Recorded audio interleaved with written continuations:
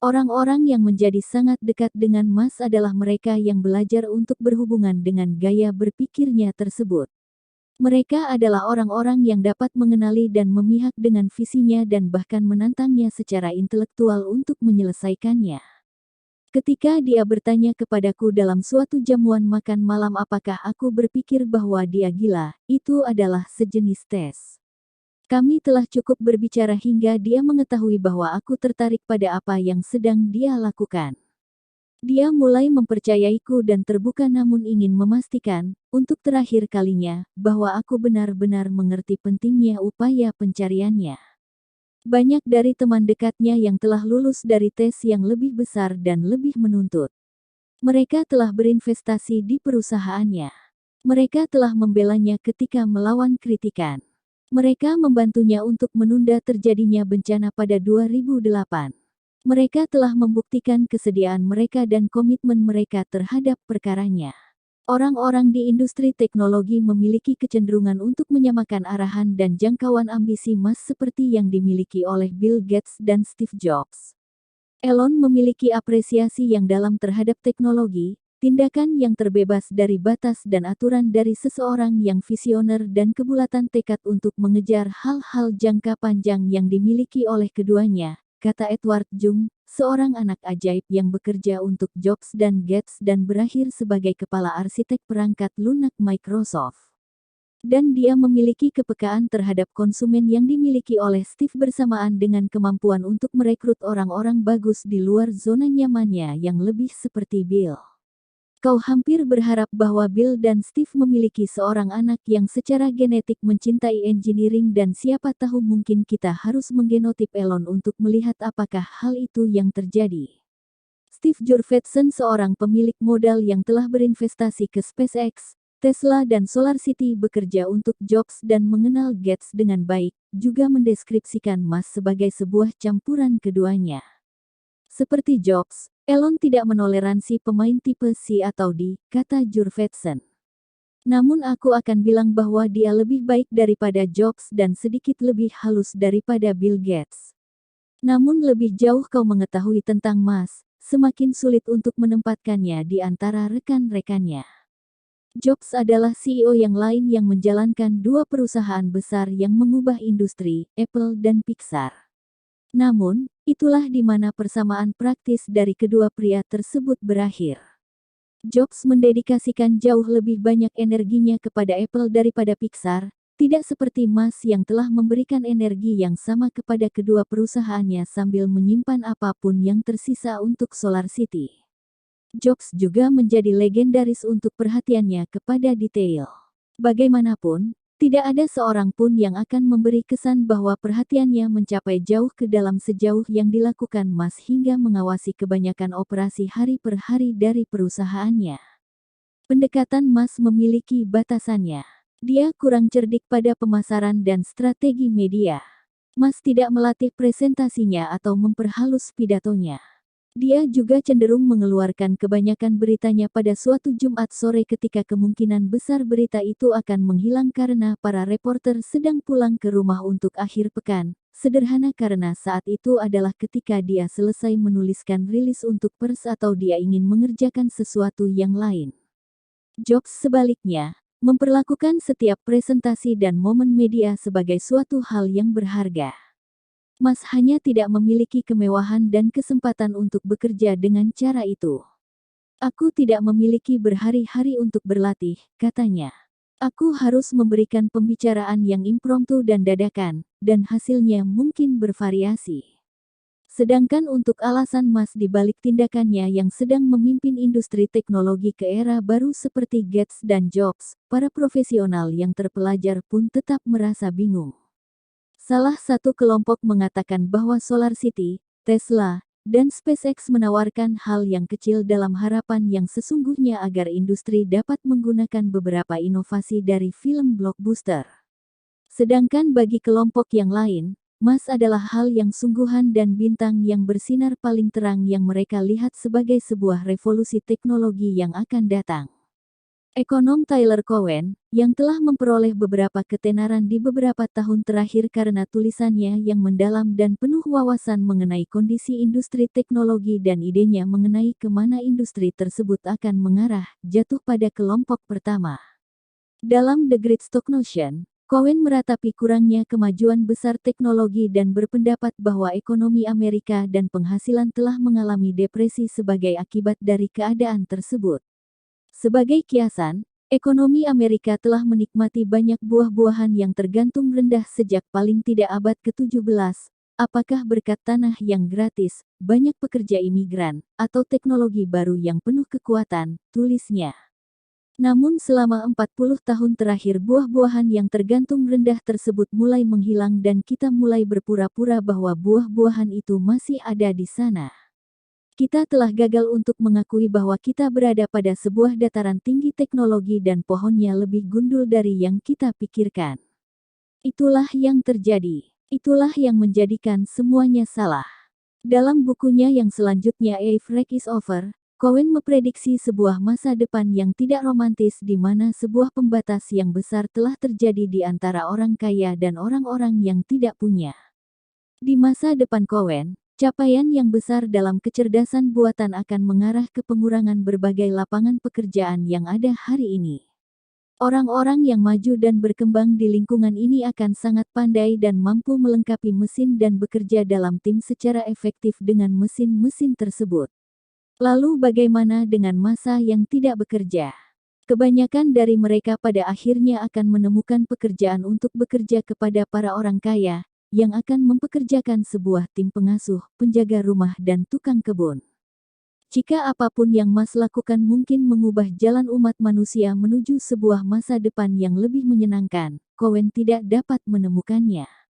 Hadir dengan ide-ide terobosan yang sesungguhnya merupakan hal yang lebih sulit untuk dilakukan hari ini daripada di masa lalu, menurut Cowen karena kita telah menambang setumpuk penemuan-penemuan besar. Pada suatu peluncuran di Virginia, Cowen mendeskripsikan Mas tidak sebagai seorang inovator yang jenius, tetapi sebagai seorang pencari perhatian dan dia tidak dapat melakukan hal itu dengan baik. Aku tidak berpikir banyak orang peduli mengenai pergi ke Mars katanya. Dan hal ini seperti sebuah cara yang mahal untuk mencapai terobosan apapun yang mungkin kau dapatkan darinya.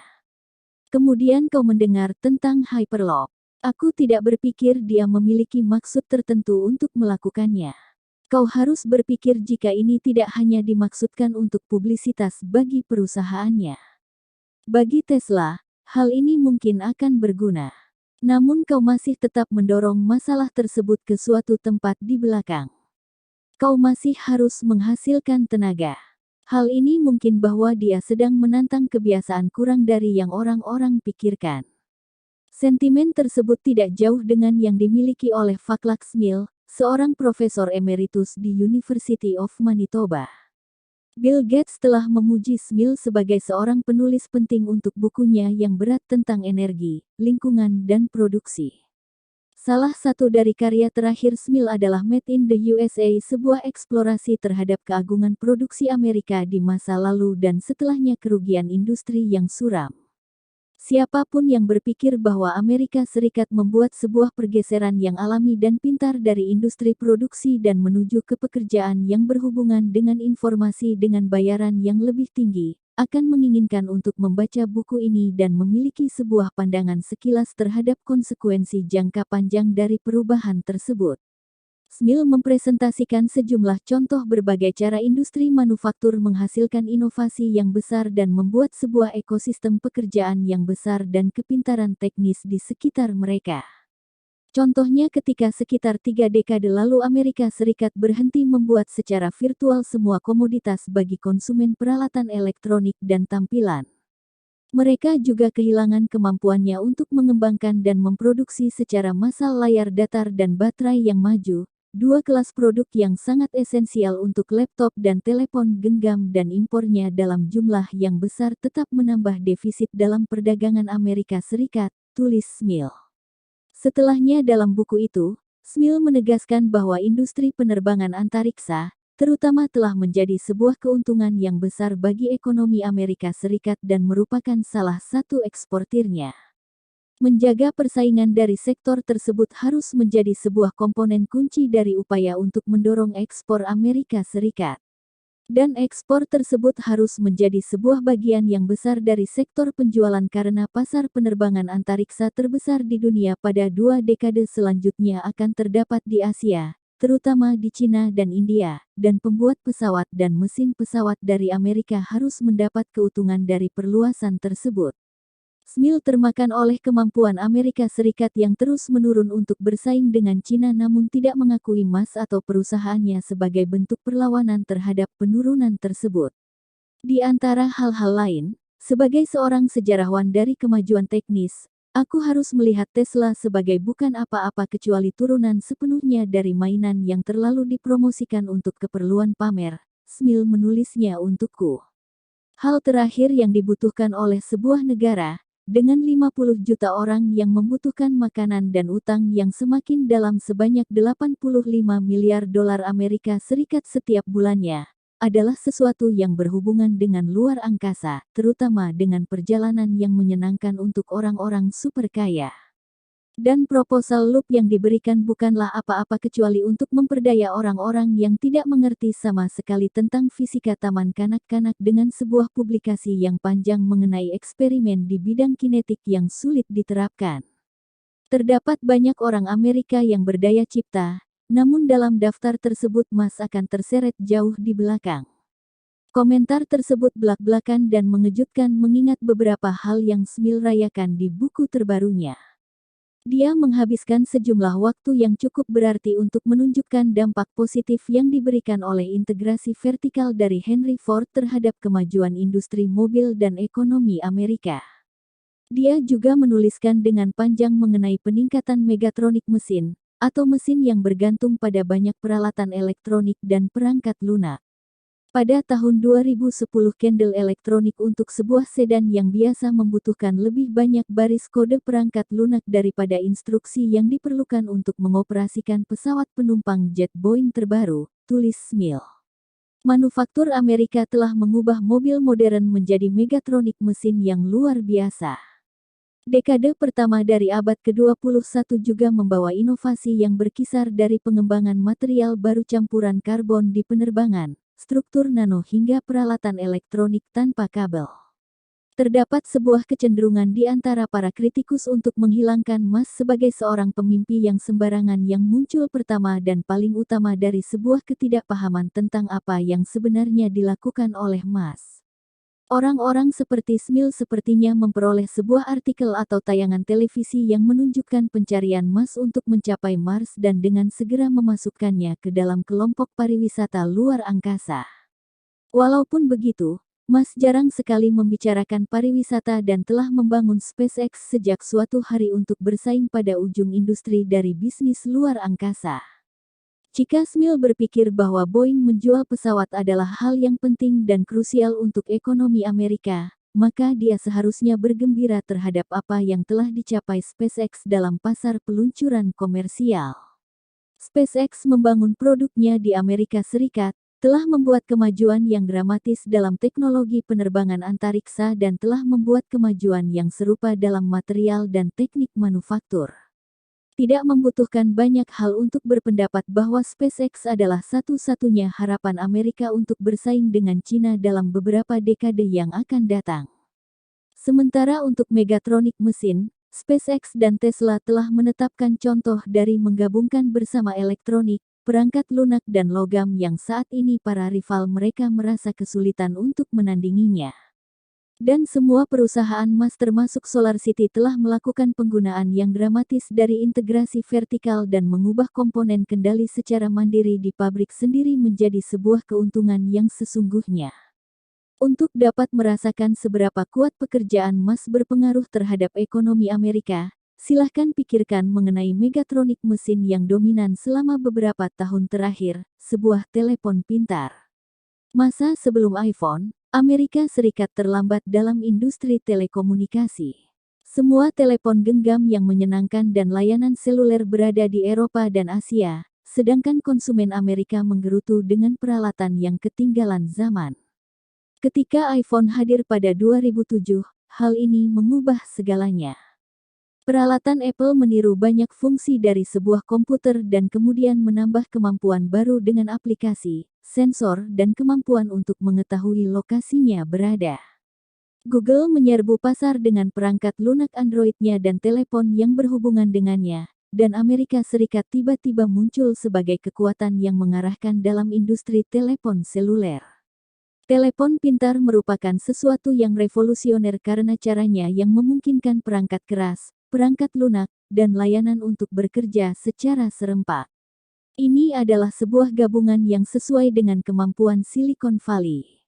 Kemunculan telepon pintar ini mengarah ke sebuah ledakan industri yang besar di mana Apple menjadi perusahaan paling berharga di seantero negeri, dan miliaran peralatan pintarnya tersebar di seluruh dunia. Tony Fadell, mantan eksekutif Apple yang dihargai karena membawa iPod dan iPhone ke pasaran, telah memberikan karakter kepada telepon pintar sebagai perwakilan dari sejenis siklus super di mana perangkat keras dan perangkat lunak telah mencapai sebuah titik penting dari kedewasaan. Peralatan elektronik merupakan barang yang bagus dan murah, sedangkan perangkat lunak lebih bisa diandalkan dan canggih. Hubungan antara keduanya saat ini menghasilkan ide yang dijanjikan oleh fiksi ilmu pengetahuan beberapa waktu lalu menjadi sebuah kenyataan. Google memiliki mobil yang dapat mengemudikan dirinya sendiri dan telah memperoleh lusinan perusahaan robotik seperti mereka sedang berusaha untuk menggabungkan kode dan mesin. Perusahaan Fadell, Nest memiliki alat pengukur panas dan alarm asap yang pintar. General Electric memiliki paket mesin jet yang dipenuhi dengan sensor dan diajarkan untuk secara proaktif melaporkan kemungkinan anomali kepada ahli mesin manusianya. Dan serombongan besar startup telah memulai menanamkan peralatan medis dengan perangkat lunak yang canggih untuk membantu orang memantau dan menganalisis tubuh mereka dan mendiagnosis kondisinya.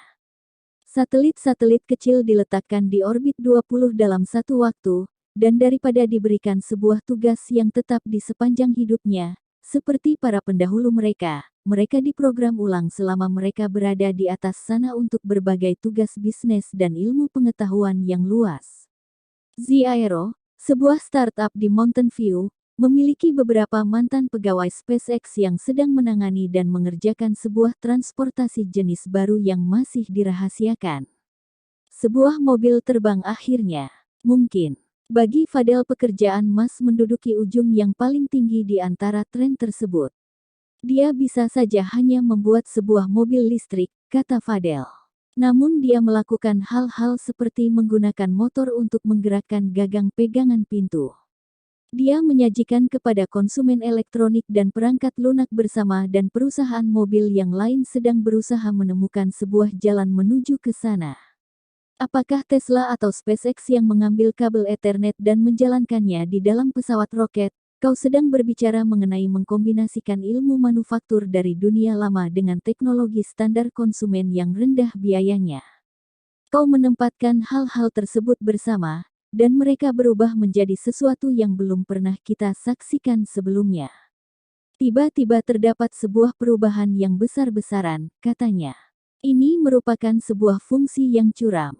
Hingga mencapai titik di mana Silicon Valley mencari seorang ahli waris untuk peran Steve Jobs sebagai kekuatan yang dominan dan memandu industri teknologi, Mas muncul sebagai kandidat yang paling mungkin. Dia pastinya adalah pria tersebut pada saat ini. Pendiri startup, eksekutif yang diakui dan legenda menjunjungnya tinggi sebagai orang paling mereka kagumi. Semakin Tesla menjadi umum, semakin meninggi reputasi Mas. Sebuah penjualan keras dari Model 3 akan menandai Mas sebagai makhluk langka yang mampu memikirkan kembali sebuah industri, membaca konsumen dan mengeksekusi. Dari sana ide-idenya yang semakin fantastis semakin tidak dapat terhindarkan. Elon adalah satu dari sedikit orang yang kurasa lebih berprestasi daripada diriku sendiri, kata Craig Venter, pria yang menghuraikan kode gen manusia dan melanjutkan untuk membuat bentuk kehidupan buatan. Pada beberapa titik, dia berharap bisa bekerja dengan Mas pada sebuah jenis printer DNA yang dapat dikirimkan ke Mars.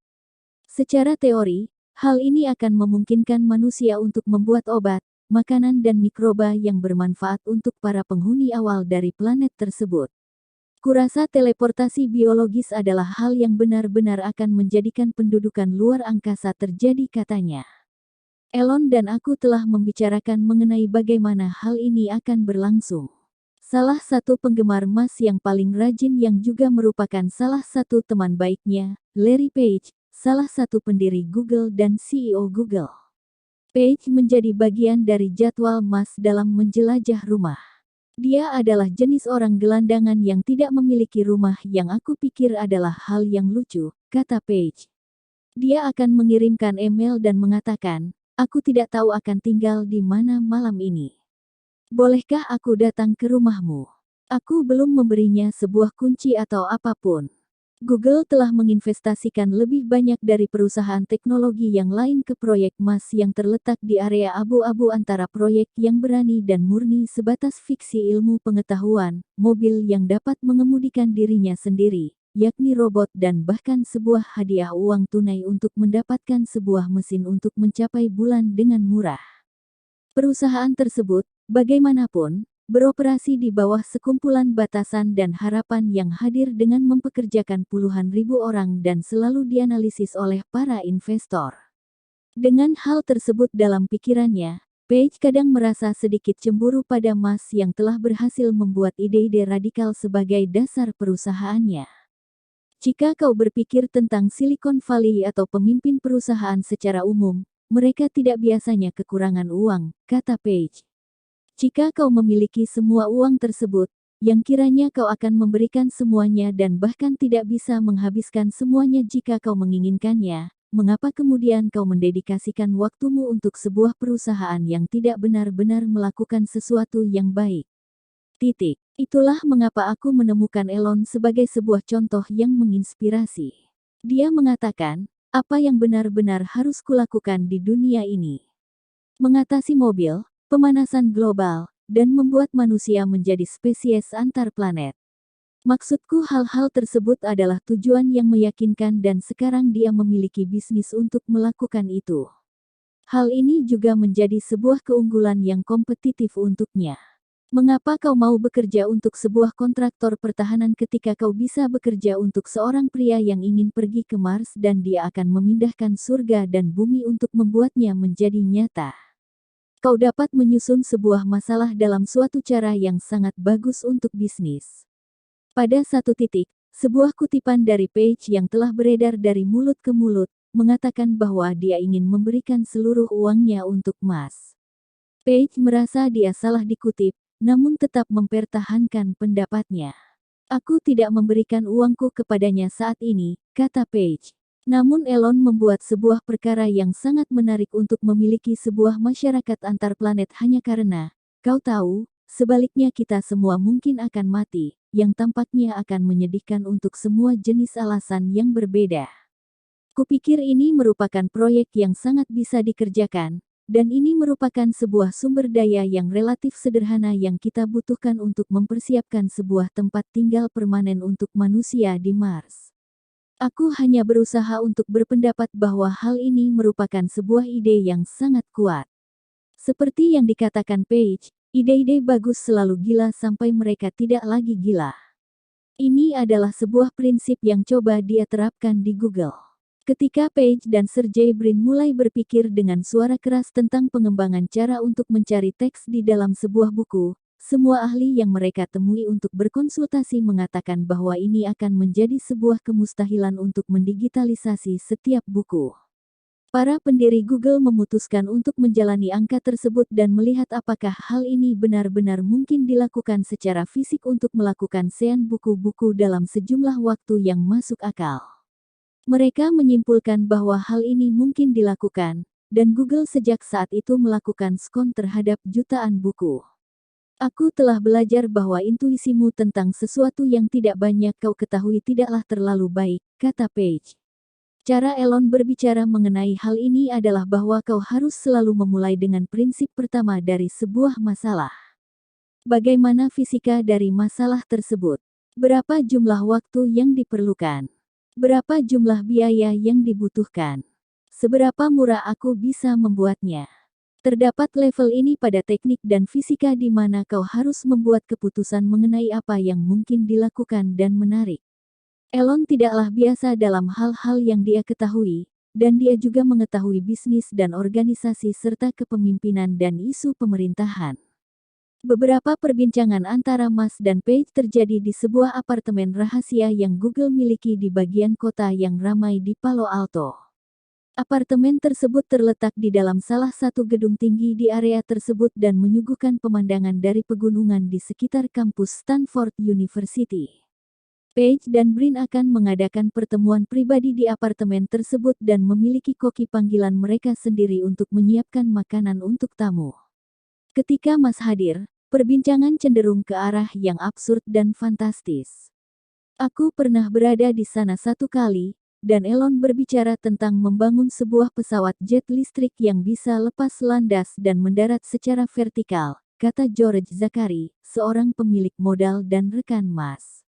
Larry mengatakan pesawat tersebut sebaiknya bisa mendarat di lereng ski, dan Sergey mengatakan bahwa pesawat harus bisa terkait di sebuah pelabuhan di Manhattan.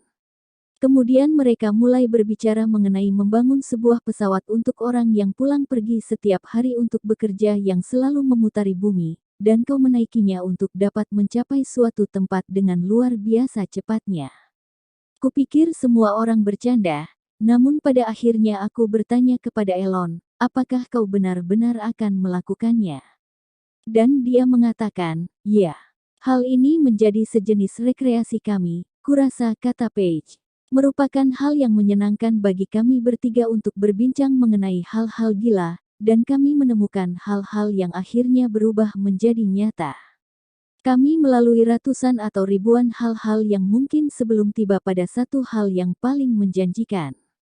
Page berbicara tentang Musk kadang-kadang seperti, dia adalah sejenis kekuatan alami yang mampu mencapai hal-hal di dunia bisnis yang bahkan tidak akan pernah dicoba oleh orang lain.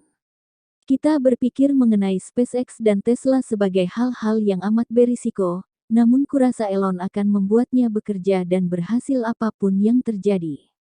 Dia bersedia mengalami kerugian secara pribadi, dan aku pikir hal ini membuat rintangannya menjadi sangat bagus. Jika kau mengenalnya secara pribadi, kau akan melihat masa lalunya ketika dia memulai perusahaan dan mengatakan kemungkinan keberhasilannya adalah lebih dari 90%. Maksudku, kini kita hanya memiliki satu poin bukti bahwa kau bisa benar-benar berhasrat mengenai sesuatu yang orang lain pikir gila dan kau bisa benar-benar berhasil. Dan kau melihatnya pada Elon dan mengatakan, mungkin ini tidak hanya sekadar keberuntungan. Dia melakukannya 2 kali. Hal itu bukanlah keberuntungan secara keseluruhan. Kurasa hal ini berarti akan terulang dalam beberapa pengertian. Setidaknya hal ini terulang untuknya. Mungkin kita harus memintanya untuk melakukan lebih banyak hal lagi. Page mengangkat Musk sebagai seorang model yang dia harap orang lain dapat menyamai atau menandinginya, seorang sosok yang seharusnya direplikasi selama sebuah waktu di mana pebisnis dan politikus telah tergoda oleh tujuan jangka pendek dan tidak penting. Aku pikir kita tidak berhasil sebagai sebuah masyarakat dalam memutuskan hal-hal apa yang benar-benar penting untuk dilakukan, kata Page. Kupikir kita tidak mendidik orang-orang dalam cara umum seperti ini. Kau harus memiliki latar belakang engineering dan ilmu pengetahuan yang sangat luas. Kau harus memiliki pelatihan kepemimpinan dan sedikit pelatihan MBA atau pengetahuan untuk menjalankan sesuatu, mengorganisasikan hal-hal dan mengumpulkan uang. Aku tidak berpikir kebanyakan orang melakukan itu, dan ini adalah sebuah masalah yang besar. Para insinyur biasanya dilatih dalam sebuah area yang tetap. Ketika kau mampu memikirkan semua hal ini bersamaan, kau akan berpikir secara berbeda dan dapat mengimpikan hal-hal yang lebih gila dan bagaimana hal-hal itu akan bekerja. Kurasa hal itu adalah hal yang sangat penting untuk dunia. Hal itu adalah bagaimana kita membuat kemajuan. Tekanan dari perasaan Musk akan kebutuhan untuk memperbaiki dunia menjadikan tubuhnya sebagai korban. Terdapat beberapa waktu ketika kau bertemu dengan Musk dan dia terlihat teramat sangat lelah. Dia tidak memiliki kantung mata namun sebuah cengkungan yang memiliki bayangan dan terlihat lebih gelap. Selama masa-masa yang paling buruk, setelah berminggu-minggu beraktivitas tanpa tidur, matanya terlihat telah terbenam kembali ke dalam tengkoraknya. Berat badan Mas naik dan turun karena stres yang dialaminya, dan dia biasanya kelebihan berat badan ketika benar-benar terlalu banyak bekerja. Adalah hal yang lucu ketika Mas menghabiskan waktu begitu banyak untuk membicarakan tentang kelangsungan hidup umat manusia, namun tidak mau menyebut konsekuensi yang dilakukan oleh gaya hidupnya terhadap tubuhnya sendiri. Elon mendapatkan kesimpulan awal dalam kariernya bahwa hidup itu singkat, kata Straubel. Jika kau benar-benar menghargainya, hal itu akan memberikan kepadamu sebuah kesimpulan yang jelas bahwa kau harus bekerja sekeras mungkin yang kau bisa. Meskipun begitu, penderitaan selalu menjadi hal yang berkaitan dengan Mas. Anak-anak di sekolah menganiayanya. Ayahnya bermain permainan pikiran yang brutal. Mas kemudian menyiksa dirinya sendiri dengan bekerja selama waktu yang tidak manusiawi dan selalu mendorong bisnisnya hingga tepi. Ide mengenai keseimbangan pekerjaan dan kehidupan sepertinya tidak berarti dalam konteks ini. Bagi Mas, ini hanyalah kehidupan, dan istri dan anaknya berusaha menyesuaikan dengan pertunjukan tersebut semampu mereka. Aku adalah seorang ayah yang sangat baik, kata Mas. Aku bersama anak-anak selama sedikit lebih banyak dari setengah minggu dan menghabiskan waktu yang cukup dengan mereka. Aku juga membawa mereka bersamaku ketika aku bepergian ke luar kota. Baru saja, kami pergi ke Monaco Grand Prix dan kami bergaul dengan pangeran dan putri dari Monaco. Semua hal itu terlihat normal untuk anak-anak, dan mereka tampak bosan dan tidak tertarik terhadapnya. Mereka tumbuh besar dengan berbagai pengalaman yang sangat tidak biasa, namun kau tidak akan menyadari bahwa pengalaman tersebut tidak biasa hingga kau berusia jauh lebih tua. Itu hanyalah pengalamanmu. Mereka memiliki sikap yang bagus ketika makan. Hal yang sedikit mengganggu Mas adalah bahwa anak-anaknya tidak akan menderita seperti yang dia rasakan. Dia merasa bahwa penderitaan tersebut membantunya untuk membuatnya menjadi dirinya yang sekarang dan memberinya ekstra cadangan tenaga dan kemahuan. Mereka mungkin akan mengalami sedikit kesengsaraan di sekolah, namun hari-hari ini sekolah-sekolah sangatlah protektif, katanya. Jika kau memanggil seseorang dengan sebuah nama, kau akan dikirim pulang ke rumah. Ketika aku masih duduk di bangku sekolah, jika mereka memukulmu dan tidak terdapat darah, hal itu seperti terserah, abaikan saja. Bahkan jika terdapat sedikit darah, namun tidak banyak, hal itu tidak menjadi masalah. Apa yang kulakukan? Membuat kemalangan buatan. Bagaimana kau melakukannya? Pertempuran terbesar yang pernah aku alami adalah membatasi waktu bermain video game mereka karena mereka ingin bermain sepanjang waktu. Aturannya adalah mereka harus lebih banyak membaca daripada mereka bermain video game. Terdapat satu permainan yang baru saja mereka unduh yang disebut cookies atau semacamnya. Kau secara harfiah mengetuk sebuah kue. Ini seperti sebuah eksperimen psikologi 101. Aku menyuruh mereka menghapus permainan kue tersebut.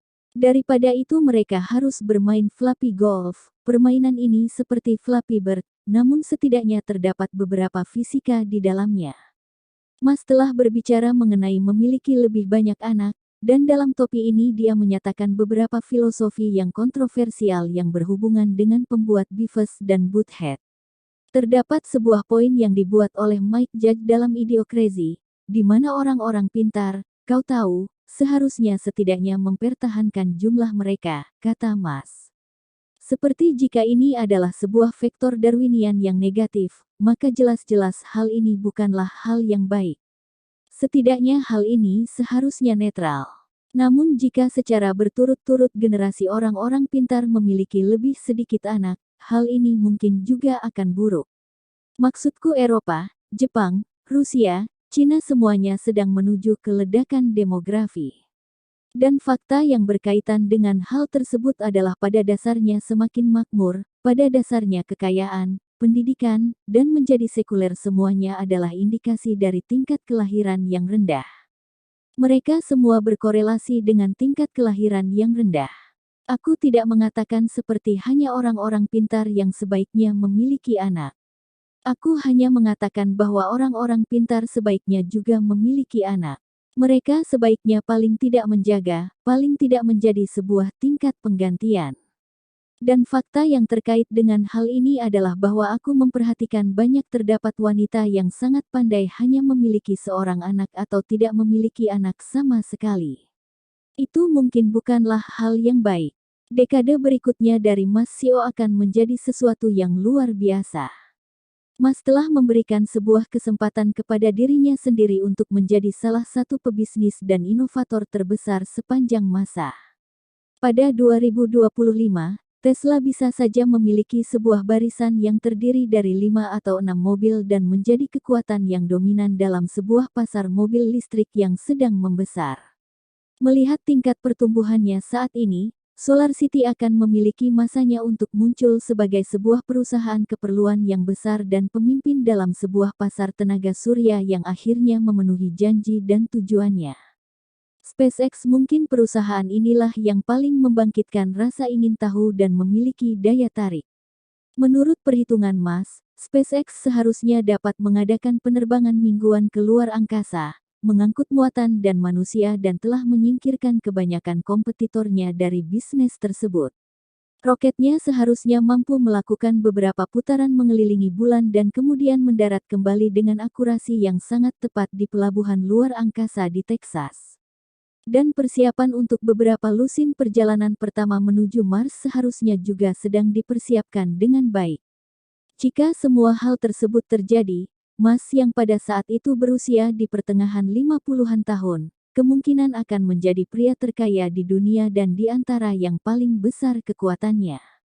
Dia akan menjadi pemilik saham terbesar di 3 perusahaan publik, dan sejarah akan bersiap untuk tersenyum lebar terhadap apa yang telah dia capai. Selama sebuah waktu di mana negara-negara dan bisnis-bisnis yang lain mengalami kelumpuhan karena kebimbangan dan kelambanan, Mas telah menjulang dengan penuh semangat terhadap tanggung jawab untuk melawan pemanasan global, sembari juga menyediakan kepada orang-orang dengan sebuah rencana untuk melarikan diri apabila terjadi sesuatu. Dia telah membawa sejumlah besar produksi penting kembali ke Amerika Serikat sembari juga menyediakan sebuah contoh untuk wirausahawan lain dengan harapan memanfaatkan sebuah era yang baru dari mesin-mesin yang sangat bagus. Seperti yang Till katakan, Mas mungkin telah bertindak sangat jauh untuk memberikan orang-orang harapan dan untuk memperbarui kepercayaan mereka terhadap apa yang bisa dilakukan oleh teknologi kepada umat manusia. Masa depan ini tentu saja tetaplah berbahaya. Isu-isu besar yang berkaitan dengan teknologi menanti untuk berhadapan dengan ketiga perusahaan Mas. Dia bertaruh dengan daya temu manusia dan kemampuan dari surya, baterai dan teknologi penerbangan antariksa untuk mengikuti harga yang telah diprediksi dan kurva performa. Bahkan jika taruhan ini menghasilkan seperti yang dia harapkan, Tesla mungkin saja menghadapi sebuah penarikan kembali yang aneh dan tak terduga. SpaceX mungkin saja memiliki sebuah roket yang membawa manusia meledak, sebuah kecelakaan yang pasti akan mengakhiri perusahaan tersebut di tempat. Risiko yang dramatis mengiringi apapun yang Mus lakukan. Ketika telah tiba saatnya untuk makan malam terakhir kami, aku telah memutuskan bahwa kecenderungan terhadap risiko ini memiliki sedikit hubungan dengan Mas yang gila, seperti yang telah dia pertanyakan dengan suara keras beberapa bulan sebelumnya. Tidak, Mas sepertinya hanya memiliki sebuah tingkat keyakinan yang sangat kuat dan luar biasa untuk dapat dipadamkan. Ketika kami berbagi keripik kentang dan guacamole serta koktail, aku bertanya secara langsung kepada Mas seberapa banyak yang bersedia dia pertaruhkan.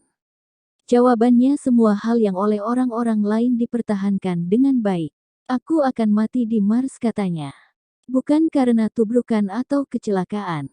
Idealnya, aku akan pergi untuk sebuah kunjungan, kembali untuk sementara waktu, dan kemudian pergi ke sana ketika aku berusia 70-an atau sekitarnya dan kemudian tinggal di sana. Jika hal-hal berjalan dengan baik, itu adalah yang akan terjadi. Jika aku dan istriku memiliki beberapa anak, dia kemungkinan akan tinggal bersama mereka di bumi.